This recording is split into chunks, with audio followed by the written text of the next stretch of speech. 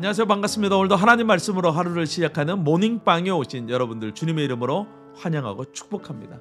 우리는 멋진 풍경이나 또 광경, 또 영화나 공연을 볼 때 압도된다라는 표현을 쓰곤 하죠. 압도된다라는 말의 뜻은 눌려서 넘어지다, 눌려서 꼼짝 못하게 된다라는 뜻이에요. 사람은 누구나 자신을 압도하는 감동적인 어떤 것을 경험하기를 원합니다. 오늘 우리가 함께 묵상할 하나님 말씀은 다니엘서 10장 10절에서 21절 말씀입니다. 다니엘은 기도하던 중에 하나님의 영광에 압도되게 됩니다. 다니엘서 10장에서 다니엘이 우리가 이해할 수 있도록 비유를 들어서 자신이 본 영광을 표현하긴 하지만 사실 그 영광을 사람의 말로는 다 담아낼 수가 없는 것이죠.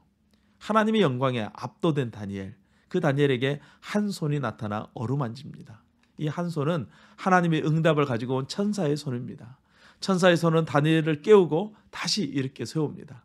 그리고 그 천사가 다니엘에게 말합니다. 큰 은총을 받은 사람. 이렇게 하면서 다니엘을 부르지만 여전히 다니엘은 두려워하며 떨고 있어요. 천사는 다니엘이 기도하기 시작할 때 하나님께서 자신에게 응답을 주셨고 그 응답을 가지고 바로 오려고 했지만 이 바사 왕의 군주가 자신을 막아서 21일이나 늦게 도착했다라고 말합니다. 이전 환상에서는 짐승으로 나라를 비유했는데 이번에는 천사들로 나라들을 비유하고 있어요.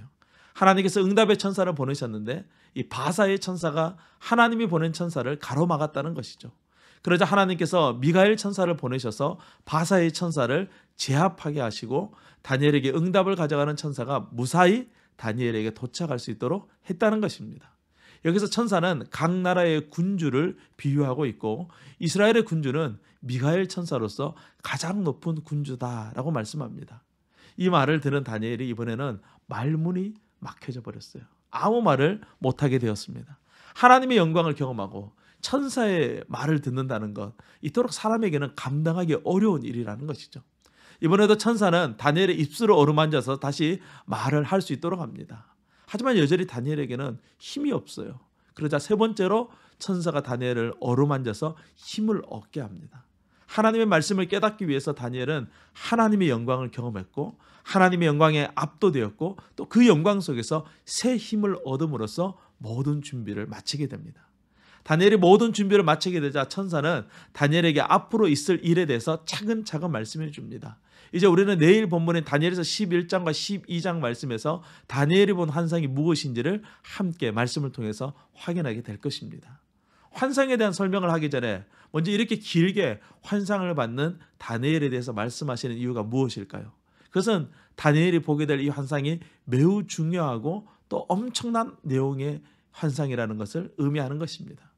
우리는 다니엘이 본 환상에 대해서 완벽하게 이해할 수 없을 것입니다.